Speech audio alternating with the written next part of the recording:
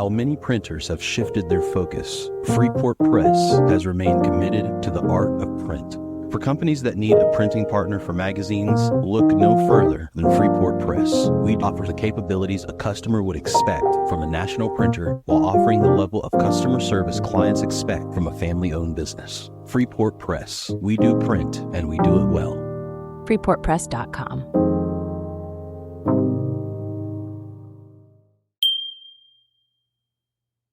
We like to reframe the idea of the midlife crisis, right? It's like the midlife transformation, but it is absolutely 100% dealing with the general weirdness of middle age that no one ever warned us about.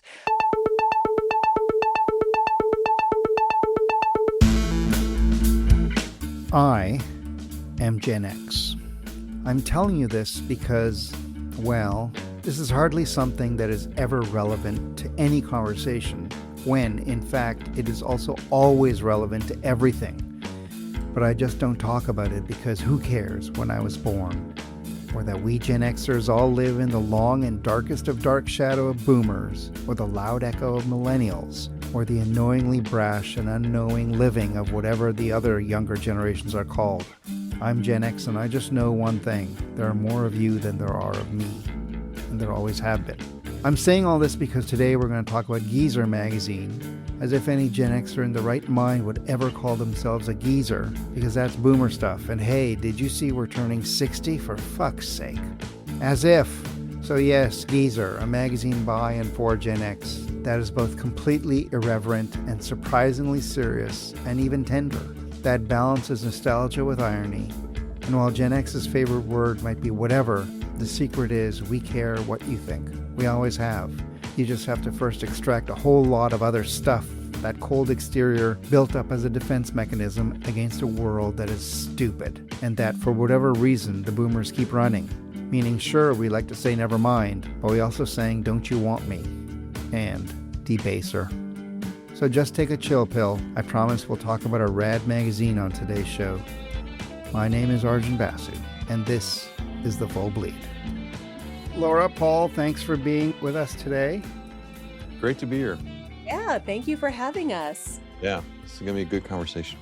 So, why don't you quickly, before we get into the magazine, just tell us your story. I guess individually, Laura, you can go first. Sure, absolutely. This is a brand new world for me. I'm not a native of the magazine land. I actually came up as an actor and a writer, and for the last 15 years or so, I had a foray into advertising copywriting. For the last 15 years, I've been working as a writer for technology companies. The impetus behind Geezer was really driven by this visceral need to express myself creatively as I hit my 50s. So it just felt like it was the time that, if not now, when I really wanted to create something that spoke to our generation, to Gen X, and told the stories that we could not find with honesty. I like to say we don't keep the dirty side down. We really want to dig into what it is to be middle-aged today. That is the very quick version of how I got here. Paul? Yeah, I mean, I'll be very brief, but you can open it answering any questions. I am a journalist by trade. I've been a journalist at heart probably since I was a kid, but didn't know it until my mid-20s. And so I spent 11 years at the New York Times as a staff reporter. Some of that's investigative reporting, which the Times nominated my work for a Pulitzer back in the day. This is like, 20 years ago. And then I also covered the war in Iraq from Baghdad. And so I've covered conflict overseas, and then also was the Connecticut bureau chief. I like to call it myself the bureau chief of a one-man bureau in Connecticut, which of course no longer exists. Neither does any of the other bureaus that are around New York City, Newark, Long Island. They had a Westchester bureau. That seems back in the 1800s now. I'm a reporter and a writer at heart, and I've dabbled in tech for a while up until now, but part of the reason I'm at Geezer is because tech no longer worked for me and no longer wants me to work for it, by the way. So that's a longer story. We'll get back to the idea of tech and digital and everything, because there's definitely a subtext in Geezer around that idea. I don't know if I'm being flippant or not, but is this like a midlife crisis writ That's a large? great question. We haven't gotten that one yet. That's great. Laura, you can take that one. Oh, yeah. You know what? We like to reframe the idea of the midlife crisis, right? It's like the midlife transformation, but it is absolutely 100% dealing with the general weirdness of middle age that no one ever warned us about. I know Hmm. that I think of myself 20 years ago and I thought 50 something, you have it all worked out, you're going to have your life pretty much set. And I basically dismantled my life because I realized I had built it on a foundation that was no longer structurally sound. And so, in the process of dismantling a lot of things that weren't working for me, I had to create something that did work. And Geezer is very much an outlet for needing to create something that actually was an expression of myself after years and years of writing for other people, from advertising into writing for technology, and just having that sense that I don't want to die not ever having created something that brought me joy and felt like it was close to what I love and what my voice is, and also that I was able to share with other people. Paul is a huge part of that. We're partners in this voice. So it is definitely, I would have not been able to do this 10 years or 20 years ago. Yeah. That's a really interesting. It's funny. I was expecting you to say, no, it's not a midlife crisis. We've talked about this between Laura and I a Yeah. lot. And yet that answer somewhat surprises me. I have a slightly different one, Margin, if I could just throw it in there. I think it's interesting that Laura's and my answer are a little different, but I understand why she said what she said. So anyway, my part of Geezer is not a midlife crisis reaction the way that Laura described hers being. And that's because I come at it from a rather different reason and angle. I'd been thinking about what it means to be in my 50s. I'm 59 and I have a 10-year-old daughter. So I'm an older dad and, I've been an athlete my whole life. And I had been thinking for years now about how do I maintain myself physically, emotionally, cognitively, the food I eat, my social life, because I tend to be a bit of an introvert. How do I do this so that when my daughter's 35, 40, I'm still active and able to hit a tennis ball with her or walk down the street without her pushing me? How do I do this? Because I wasn't set up for the things I need to do. So I started a Substack. I started writing about it. I joined Substack and started writing this Substack called Aging with Strength. And so that was my way of processing, okay, what do I need to do to be a 69 and a 79 and an 89-year-old guy who isn't broken by his fitness routine, because that's my MO. And the reason I was doing that and thinking about it so much was because I was trying to find my next job in tech and just couldn't find it. Like, could not even get a job offer after Fulbright scholarship, New York Times, Columbia University, blah, blah, blah. And so I felt like the world has changed underneath me vis-a-vis it saw me as an older guy now, which surprised me. But because I had to make my own success, I'd been thinking about the elements of Geezer. And then Laura one day came up and said, I'm going to do a magazine that's going to be called Geezer. And it's about the Gen X aging experience. Yeah.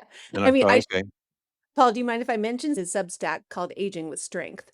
And so while he was developing that, we were talking about it a lot because I'd been marinating in our conversations about what it is to get older. I was literally in the shower and the idea came to me. I was like, I want to do a print magazine and I'm going to call it Geezer. And basically I did that same morning. I was like, hey, Paul, guess what? I'm going to do a print magazine. I'm going to call it Geezer. Do you want to do it with me? Like, are we going to do this together? And that's how that happened. And I had been inspired by Mountain Gazette and Adventure Journal and Ori magazine. I know you've talked to Decade.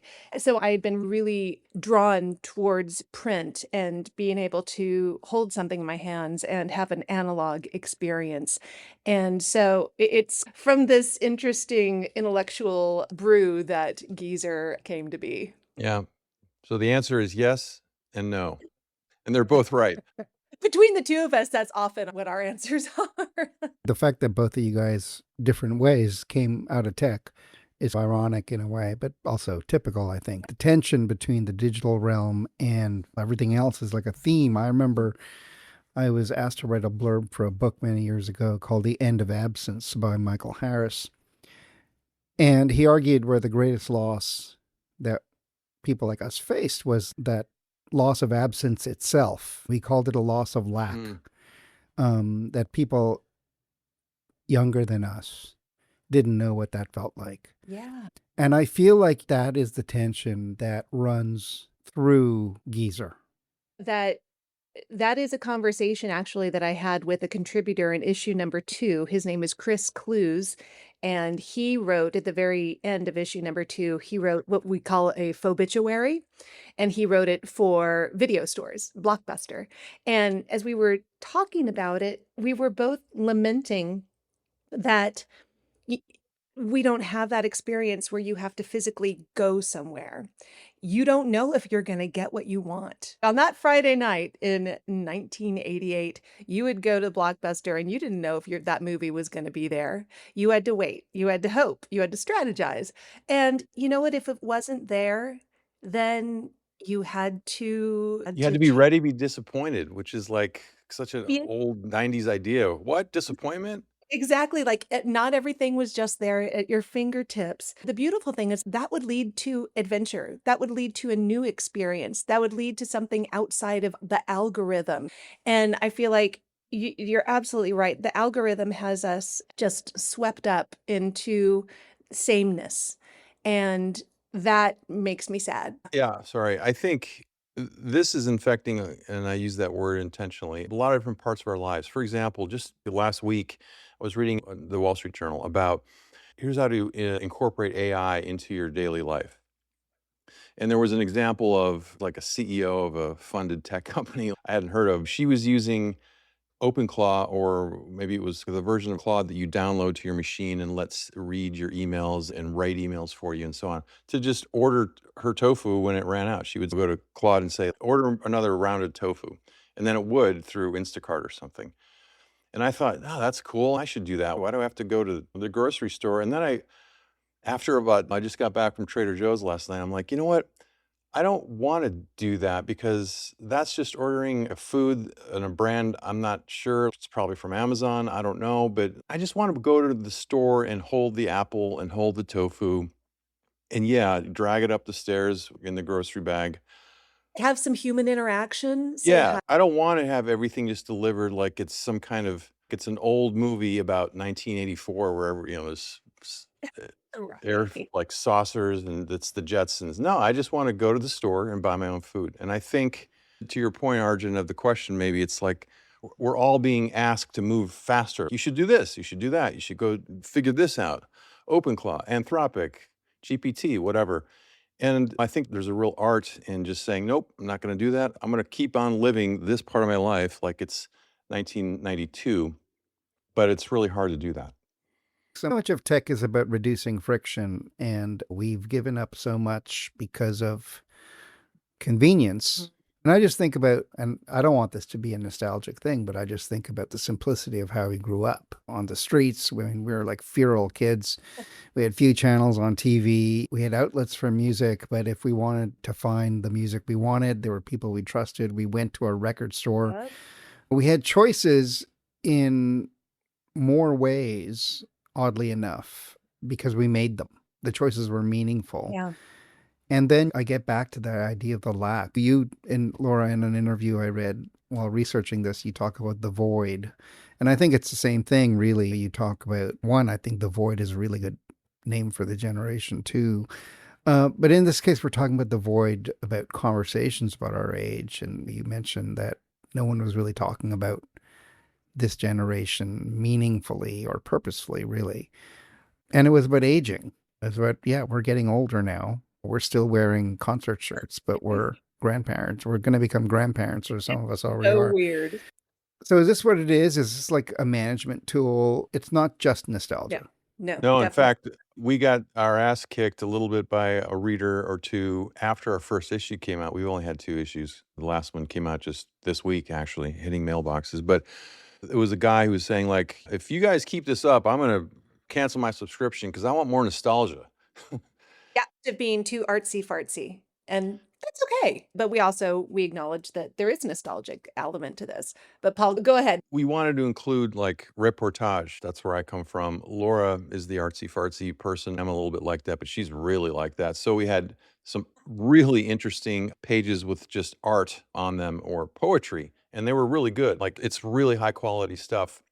Yeah. But this guy in particular and another reader wanted more throwback. He wanted us to show and talk about, like you were saying, Arjun, back in the day when we didn't come home until the streetlights came on, which is, again, it could be from the 1800s. It just seems like an ancient way of living, riding your bikes without a helmet, and so on and so forth. So we heard that. And in issue number 2, the one that just came out, I think we really nailed it because we mixed the nostalgia with the reportage, with the art, with the poetry, with a look at HRT, hormone replacement therapy, and how some major medical study in the early 2000s screwed that up for 2 generations of women. So we put it all together in a formula that I think is hitting the different parts of our audience. Yeah, we're a work in progress and we're very open to listening to criticism and feedback and trying to adjust. And this is correct. The reader's name was Hutch. I remember Hutch. He's like, this is artsy fartsy. And I'm like, all right, let's figure out what to do for the Hutches of the world. And out of that came a couple of very specific stories. One of them is about heavy metal parking lot. It just makes me so happy. It's this 16-minute documentary from 1986 that's just a whole bunch of kids getting totally trashed in the parking lot before a Judas Priest concert. And it's brilliant. And this is the 40th year anniversary. A wonderful writer named Jack Boulware from San Francisco founded Litquake, which is a really well-known literary festival in San Francisco. He actually had a magazine called The Nose back in the day, like in the 90s, 80s, 90s, I think. And so he wrote a piece on the 40th anniversary, and I was like, Hutch, baby, this one's for you, man. This is the kind of nostalgia that we will all get behind. And if you watch the video, it's a bunch of kids, like Laura said, trash, but there's no cell phones, obviously, because it's 86. So they're all just making eye contact and talking to each other and just hanging out. Like it seems like an archival video of a different civilization that we all want to get back to. It really is true. But yeah, we also want to have conversations that are very relevant to where we are right now as a generation, the Yeah. things we're experiencing, being the sandwich generation, taking care of kids, taking care of your parents simultaneously, sex. What's that all about? Relationships, long-term relationships, getting divorced. The things that are just really top of mind for us are also things we want to address, along with kick-ass art and just weird random stuff. We have a section called Ephemera where we just toss in things that we think are fun or interesting or have a good message or will make people laugh. That's it. It's like a coffee table size. It's 11 by 15. And we chose to buy some expensive paper and pay our writers. And so it's an expensive proposition, but we want it to be not only just a work of art, oh, that's pretty, I'm going to put it on the coffee table, but also everyone's so sick of looking at screens, this podcast accepted. Everybody's tired of the digital interface at the beginning of the day, not even at the end of the day. And so we hope that we're hitting the culture at a moment when they're like just the right time when people are like, you know what, I do want to have a paper magazine in my hands with a coffee or a glass of wine or something and just read words on paper that are well constructed, that's interesting, that tell a story, that provide some nostalgia, that take me back, but also give me the insights of what it's like to be 50 or 60 now. And so that's what we're trying to achieve with Geezer, I think. Yeah. It's funny, the kids do. Like the Gen Zers are, wow, what Yeah, is this? that's the weird thing. The 20-year-olds and 30-year-olds are like, this is cool. Yeah, I didn't expect to hear it here, but every guest I have at one point will talk about how surprised they are how young some of their readers are. And that you guys said it too shows that a lot of the stuff you're talking about is maybe not articles about menopause or something or sex when you're 60, but definitely the rest of the stuff and the cultural artifacts too are universal. They're not aligned to a certain age Yeah. group. Mhm. No, I think that's right. I don't think we Yeah. try to appeal to any certain age group. We're just writing authentically about what we think us and our audience is interested in. But yeah, it's appealing to multiple generations. And I think that's a result of the screen fatigue. Everything's too slick, like you were saying, Arjun, in the beginning. Agreed. We'll be right back. Hi, this is Jeremy Leslie at Mag Culture. We're proud to support the Full Bleed because we love magazines too. Visit magculture.com and see why print is far from over. It's just getting started. Read the journal for interviews and reviews, listen to our podcasts, visit our shop in London and online, and come to our live events in London and New York. We love magazines. Subscribe to our newsletter for weekly updates, all at magculture.com. Print is Dead is made possible by the support of the Society of Publication Designers. The SPD powers the future of visual storytelling, setting the standard for editorial excellence and shaping the future of visual culture. For more information, visit spd.org. When you decide to go to print, go through that decision because you're building a business at that point. If you're just doing something like a newsletter on a website or on Substack, that can become a business. There's a lot less preparation and investment in it. But when you decide you're going on print, you have to prepare. Yep. You take that one, Laura. Take that. You're absolutely right. The first issue was like, hey, kids, we got a barn. Let's put on a show. Let's just do this thing. And I'll be super transparent. Geezer is the magazine that my filthy lucre from tech has built. I decided to invest in this on my own. That's where the funding is coming from right now. And I would do it again. I will go do it again because I really believe in this magazine. I believe that people want it, and we're getting an amazing response. That said, we made the magazine and we're like, yay, look at this cool thing. And then it was like, beat, crap. Now we got to really sell this thing. Now we are business owners and we do have to approach this with a business strategy and processes in place to grow our business. We're definitely assembling the mechanisms as we're also creating the magazine. So I guess this is to say that we are really a work in progress. We are working on marketing, trying to get the word out, and figuring out, okay, what's next? How do we expand? How do we reach people? When I first started this, I'm like, we're going to be a print magazine and I don't want to be a digital creator. That doesn't interest me because I feel like I've seen the trap of having to create digital content, just like blah, it's relentless. And I was not interested in being a part of the relentless need to just churn content out. And I use content very specifically here because no one likes that word. What is content? It's just generic empty calories. But that said, we can't be Puritan here. We need to also find the ways to reach our audience. So we're really going to invest in our Substack. Right now, I'm loading it with stories from issue number 1 so that people can have a better idea. Okay, what are we doing? We can't just say, hey, we have a great magazine, come drop $120 on it a year, because that's a big ask. So we want to make sure people understand the kind of stories we're telling and what they will get when they order the magazine.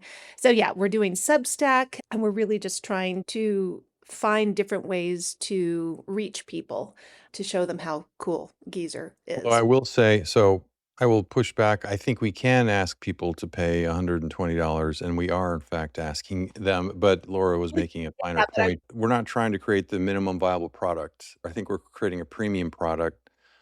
That costs a lot of money to produce. We don't pay our writers $25 for a 2,000-word story. We're paying them, we're paying for the ethically sourced Canadian paper. We're paying to make a really beautiful thing, whether that's a Barber jacket or a Maserati. I'm comparing us to premium brands that offer premium quality, and I think that's what we're doing. The value proposition that we think about when we create Geezer is, does this look, feel, sound, act like anything else that you can find in the marketplace? And if the answer is yes, then it's really not Geezer. Yeah, we won't do it. And I think we've been able to uphold that value proposition across the 2 issues, especially number 2. In my editor's note for number 2, I was saying issue number 1, like Laura was alluding, it's like, hey, let's put on a circus. And we did, and it was a pretty good circus. And the metaphor I used, You were exactly, the gyrocopter. yeah, the gyrocopter. What So you in said. Mad Max 2, Yeah, and you reference a gyrocopter, and that now you're learning to fly. And so I was wondering, what's issue 3? You're flying? We haven't gotten there yet. We're in the throes of putting that together. But yeah, I hope that this is a good marker in history because we can go back to it and see if we fulfilled it. But that's the goal, is to go from being a lawnmower engine powered go-kart with a whirlybird on top to being like a turbine powered engine that is starting to learn how to fly. And so Yeah. from number 1 to 2, I think we're really proud of number 2. We think we really honed in on what we're trying to achieve and what our audience is asking for. And from 2 to 3, we're going to have to do that even more. But yeah, Paul and I, we actually pretty much have the editorial locked for issue number 3, although we give ourselves leeway. And issue number 3 is shaping up to be very much about sex. it's the It's a sex issue. This is definitely gonna be summer, a lighter tone, I think. It's like this convergence of different storytelling opportunities that came our way, and a lot of it is about what's it like to be in a long-term relationship at this point, sexually speaking, how do you sustain that? What happens if you are divorced and you're exploring? The ARP sex issue, it's the opposite. It's not like bullet points on how to maintain your erection and Right. bullshit like that. I don't know if we can cuss on this thing, but you can bleep me out. But You can say whatever the fuck you Oh, want. good. Oh, good. I wasn't yeah. sure. Well, So we're I trying will to be the anti-ARP in every way possible. yeah, So the sex issue is going to be very real and multidimensional, multidimensional. Yes. illustrated, right? So that leads me to a question about, it's obviously still evolving, Mhm. but what is the editorial process? Laura and That I argue at 9 a.m. and then we fight until 1 p.m. and then we have a coffee and then we are friends at 3 p.m. and then we repeat. I don't think it's that contentious, Paul. I think Light but we exaggeration. yeah, but we definitely you can probably just tell from the tone of our voices and our personalities, Paul and I are quite different, and we approach these things differently. I'm definitely the Labrador retriever of the 2. I am that enthusiastic person, but I get shit done. I am the one who says, "Hey, we do have a barn, let's put on a damn show." So, I have that energy that drives us, and Paul brings to the mix a more reserved kind of approach, I think. Where I'm big and sloppy, he's much more exact. Being a journalist, he will ask the hard questions that I'm like, "Stop it. I just want to do this." But he makes me have to stop and think through the editorial. Once we combine our 2 approaches, that's how we create this weird creature in the woods that is Geezer magazine, because I think it really is an expression of that wrangling, of that if I can convince him and he can convince me that a story is worth running with, then that means that story is worthy of our test, which is, does it sound and smell and look or act like any other thing? Yeah, that feels about right. Yeah. Can I give you an example, Arjun, of the alchemy of how a story? So I pitched a story that was going to be in issue number 2 on, I like shooting guns, like sports shooting. So I have a bunch of pistols and revolvers, and there's this revolver I have. It's a Sturm Ruger. It's made in Connecticut, and on the side it says "Made in the 200th year of American Liberty" or something like that. It's this chrome revolver, stainless steel. And I was like, I just like cleaning this thing. It's such an old school thing. And Laura's like, "Why is this a geezer story?" And I was like, "Because it is." And she's like, "Nope, that's not good enough." And as a result of her asking me, like, "I know you like your guns, but why are we writing about this and who cares?" That turned into the we kicked it to issue number 3, but it's now a story about, we're in the 225th year right now. And back in 76, it was the 200th, it was the bicentennial. Remember the bicentennial? I do, because I'm an older Gen X. It's I was born 250. in 66, and there was all these things going on when I was 10 or 11 years old. I was collecting these 7-Up cans because they each had a different state on them, like saying when it was founded and all this stuff. The quarters, there's like bicentennial quarters. Yep. There's bicentennial was just in the culture and it was burned into your brain. So that's really the story. Like the gun is part of it, but it's really about nostalgic, but also an ethnographic exploration of this thing called the bicentennial. And I think that's a really good illustration of how kernel of an idea gets pulled apart and made into a fabric rather than just the string of the idea. Yeah, agreed. Talk about the design also. We mentioned it, the size, the feel of it, Mhm. the quality of the paper, the cover for the first issue. It didn't even have to have words. You knew what it was. With the mixtapes on the cover, it was fabulous. So how did you land there? Because I have a background in advertising and I've been a creative director on and off throughout my life, I definitely have developed a more visual aesthetic. And that cover itself, oh man, that cover was actually shot about a week before we had to go to print. I was not entirely sure what we were going to do, how we were going to do it, but I remember it was just a real mental process of allowing my brain to wander, to think about what this would look like and what expressed Geezer in its most pure form, and eventually landed on the mixtape. It's just such a totem it's such a totem of Gen X. We all get it. We all had our mixtapes. The mixtape to me was what Geezer is. It was a method of communication when we were young. It's how we told someone we loved them. It's how we shared what was important to us with someone who we wanted to communicate with. That photo shoot was done after I went and I outsourced, I gathered all of these tapes, the blank tape that is the Geezer Mix #1. I ordered a whole mess of tapes off of Etsy because I didn't have any blank ones anymore. And that Radio Shack one came to me totally blank. And I was just like, hallelujah, praise be. I knew exactly what I had to do with it right then. That's my handwriting that says Geezer Mix #1. I did it really quickly and without thinking because I knew if I overthought it, I would screw it up. So I wanted to get my brain into that place where you're 15 years old and you're just like scrawling on it. And I'm also really lucky enough to, one of my good friends here where I live is a brilliant photographer. I brought all these over to her house and I'm like, here, we need pictures. And so she did a photo shoot for us, and that ended up being the cover and the back of issue #1. Our aesthetic is eclectic, I think, but it all feels to me like it has a message when you put it together. I like to bring joy into the pages, visually speaking.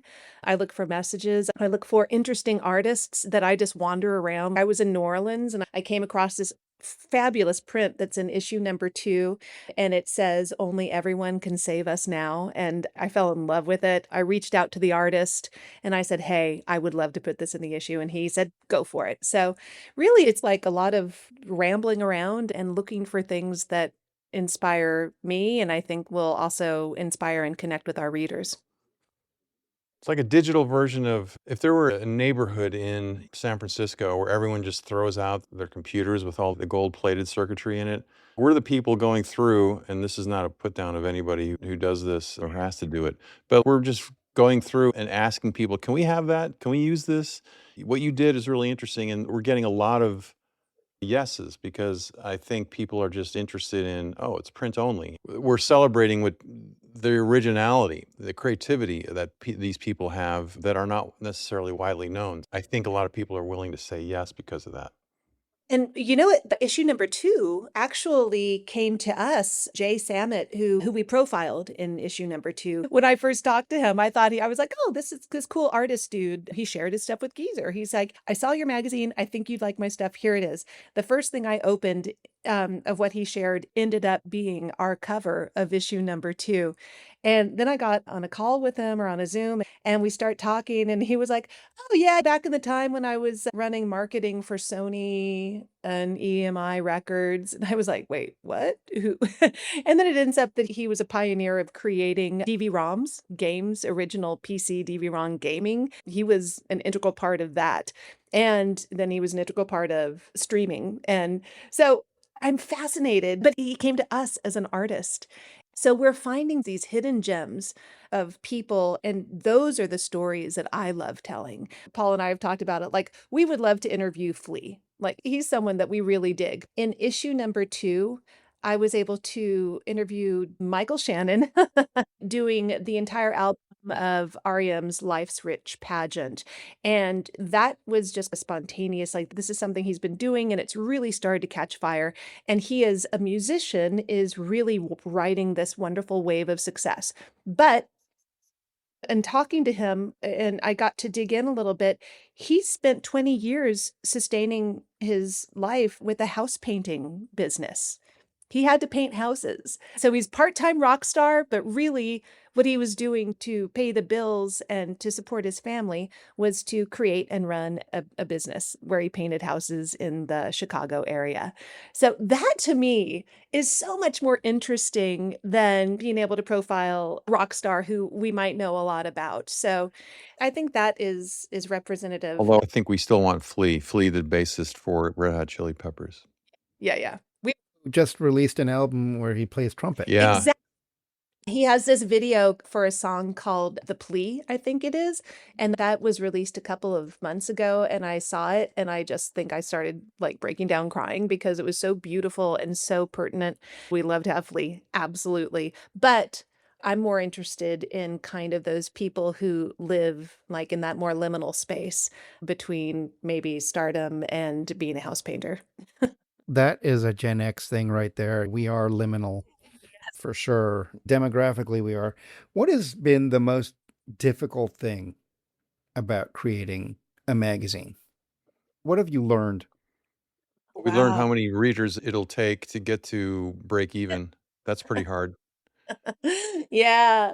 Yeah, part of me, I'm definitely guilty of magical thinking, which can be very good because I'm able to achieve things when I just go, "Let's do this," but then reality crops up and it's, "Oh, I'm not just gonna make a magazine and everyone's gonna love it and subscribe." This is the hard part. The hard part is getting people to be a part of Geezer, to want to subscribe, to want to support what we're doing. The So hard part that is the marketing, because Laura and I are not marketers. We're not self-promoters. allergic to it, honestly. Both of us. This is an interesting, sorry, Paul, but this is, I think, interesting. I think one of the most difficult things that neither one of us really thought about before we embarked on this little adventure was that Paul and I both bring the same strengths to Geezer. We're great writers, editors. We understand storytelling. We understand how to create a magazine that holds together, but we are not business people.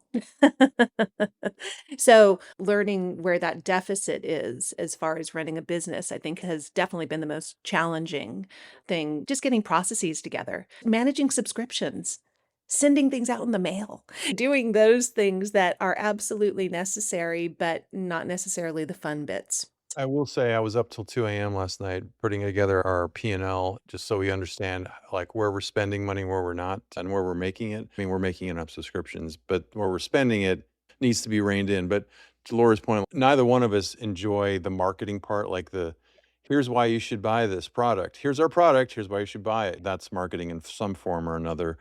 And it can be done well, of course. It doesn't just have to be like selling Fritos, but it feels this is the downside of being like a purist journalist and an artist in Laura's case is you just want to create the product and then you don't want to have to put it in the storefront and attach a price to it and display it and haggle and get people to come in and look at it and then buy it. You just want to do it and then hope people buy it, but that's not how business works. So we're actually working with someone who may end up coming on board to be like the business, the operations person, because we just need that. That's not how our brains work.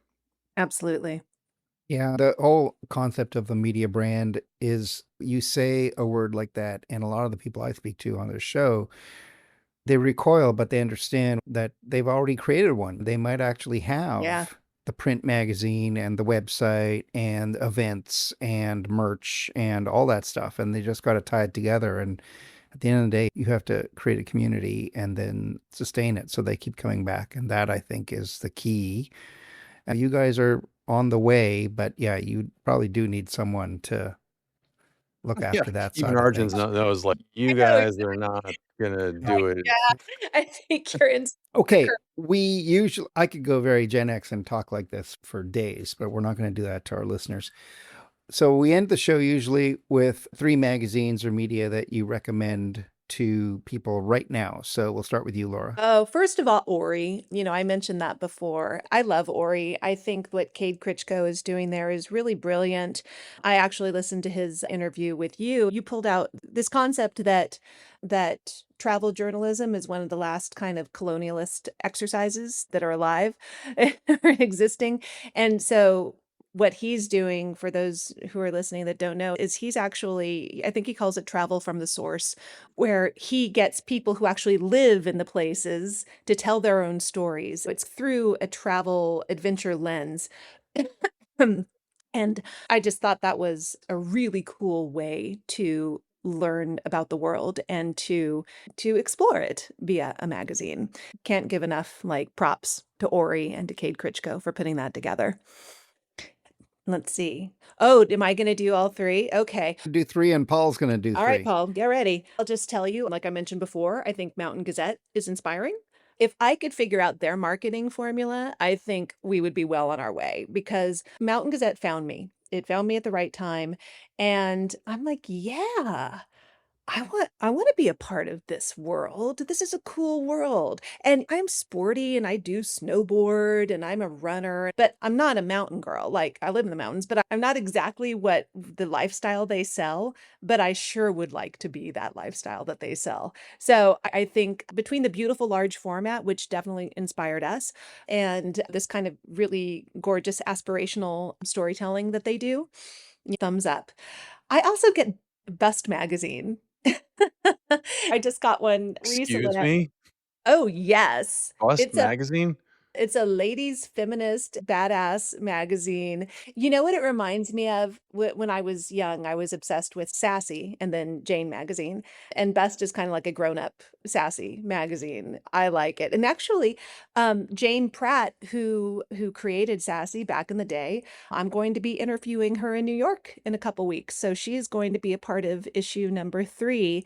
One thing about creating Geezer is that it has opened doors and allowed me to connect with so many people whom I'm just in awe of and who are inspirations, and Jane Pratt is one of them. So yeah, there's my 3. Okay, Paul. That's a hard act to follow. I don't subscribe to Jugs magazine or whatever the hell, Bust. Oh, Bust. come on, Von Oh no, Zielbauer. Jugs was a magazine. So when I was a teenager, my friend, his dad cleaned carpets and had a janitorial business, and so we had to clean a local electric utility after hours, and it's all men who work there. So you'd go there, and the toilets were a mess, but you'd have this table with stacks of like lightly pornographic, nothing too hardcore, and Jugs magazine was like all over the place. That's why that What? came to mind. Best I is assume nothing. Bust magazine is slightly different. You'll probably have to cut this part out, Arjun, but it's up to you. Anyway, so you said 3 publications or shows? 3. Any media. I have to say that the way that I've always described Geezer to people who are not familiar with it is, if you took Interview magazine, which if you recall, Interview was a large format, beautiful magazine of interviews. If you took Interview magazine and Mad magazine from our youth and McSweeney's, a literary magazine by Dave Eggers, and you put them in a room and they had a threesome, the bastard child offspring of that tryst would be Geezer magazine. It draws DNA from all 3 of those. So I would say McSweeney's for sure.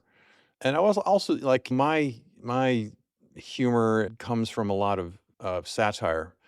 So I would say the other media that I would mention is the heyday Saturday Night Live shows with like from Belushi and Chevy Chase and Dan Aykroyd. Steve Martin was like on every other week. That kind of humor. Like the first 4 or 5 years. Yeah, Gilda Radner, Jane Yeah. Kirsten. Those, and then Second City TV would be the other, like John Candy, Eugene Levy, Catherine O'Hara, who just died this year, unfortunately, in her 60s.